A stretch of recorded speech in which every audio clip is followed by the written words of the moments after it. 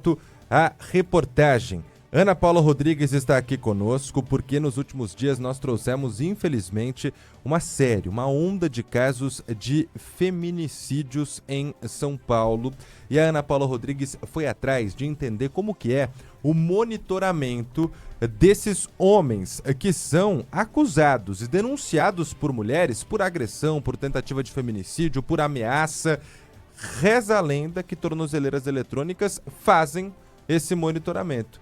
Mas o número ainda é muito baixo, né, Ana? Bom dia. Infelizmente muito baixo. Bom dia aqui para todo mundo. E são equipamentos que fazem a diferença, né? E diante desses casos repetitivos que a gente teve nos últimos dias, aliás, ontem tivemos mais um. Tá? Antes de entrar nesses números, vou até falar de um caso que aconteceu na Vila Nova Cachoeirinha, zona norte de São Paulo. Um homem tentou matar a ex-companheira. Mais um.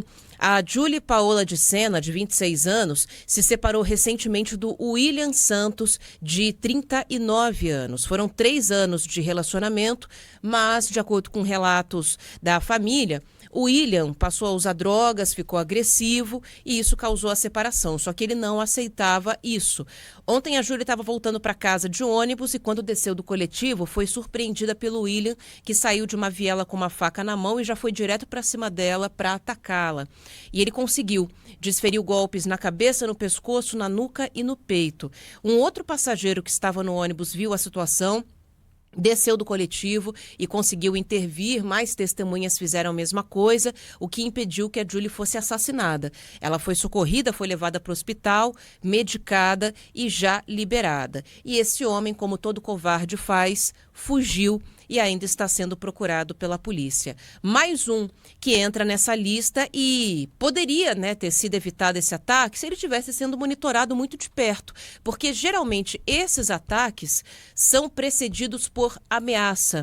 É muito difícil o homem sair do silêncio total, das profundezas do inferno, onde quer que ele esteja, e ataque a mulher. Ele costuma perseguir primeiro, fazer ameaças, mandar mensagens, e isso às vezes já configura motivo para que ele passe a ser monitorado por tornozeleiras eletrônicas. Agora, presta atenção nesse número. Apenas 15% das tornozeleiras eletrônicas de São Paulo são usadas para monitorar agressores de mulheres. Esse é um dado da Secretaria de Segurança Pública e da Secretaria de Políticas para as Mulheres. Hoje, o Estado de São Paulo conta com 1.250 tornozeleiras eletrônicas, que podem ser usadas nas mais diversas situações, para monitorar pessoas envolvidas com qualquer tipo de crime. Mas o que a SSP nos disse é que a preferência é para usá-las em agressores de mulheres, mas nós temos apenas 189 tornozeleiras atualmente em uso, presas em corpos de homens que ameaçaram ou agrediram ex-companheiras. Esse programa é pioneiro. Aqui de São Paulo, começou em 2023 o uso de tornozeleiras para monitorar agressores de mulheres e desde então, apesar de ser um número muito positivo, onde a tornozeleira foi aplicada, o resultado foi positivo. O equipamento levou à detenção de 211 agressores que tentaram se aproximar das vítimas, descumprindo medidas protetivas. Então a gente certamente está falando, Lupato, Sabino, de 211 mulheres que foram salvas. 211 vidas que foram preservadas. Desse total, 120 homens permanecem presos até agora, de acordo com a Polícia de São Paulo. Caso esses homens se ausentem da cidade onde eles estão registrados ou se aproximem do endereço da potencial vítimas, alertas são disparados para o sistema da polícia e aí as viaturas são deslocadas imediatamente. Em 3 anos desse programa, 712 agressores foram monitorados com auxílio das tornozeleiras. Mas eu repito, atualmente são só 189 que estão com tornozeleiras, 189 agressores de mulheres. Quem define se o agressor vai usar esse equipamento ou não é a Justiça. A Rádio Bandeirantes pediu um posicionamento do Tribunal de Justiça de São Paulo. Esse posicionamento não chegou ainda, mas a gente segue no aguardo. Esse programa ser ampliado pode ser muito interessante para a gente dar a garantia do cumprimento de medidas protetivas, né? Porque é preciso pensar na efetividade dessas medidas diante do alto número de casos de mulheres que são assassinadas. Ano passado, quase 40 homens foram presos todos os dias por violência contra a mulher ou ameaça pelas delegacias da mulher do Estado. No ano passado, São Paulo bateu recorde de feminicídios, com uma alta de 8%, e os casos de violência seguem se repetindo. Temos 13 casos de agressões contra a mulher só desde o Carnaval.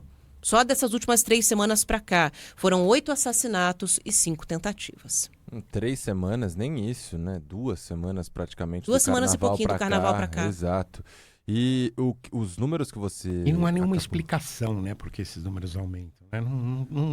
Não encontro justificativa porque esses números aumentam. A gente já ouviu, né? Eu já ouvi de algumas pessoas que trabalham com essas investigações e tudo mais, que, claro que existe uma questão estrutural, né, que a gente precisa discutir, da educação de homens e de mulheres também, para tentarem enxergar os sinais de uma relação abusiva e pular fora o quanto antes, mas uma propagação de discursos de ódio na internet, né?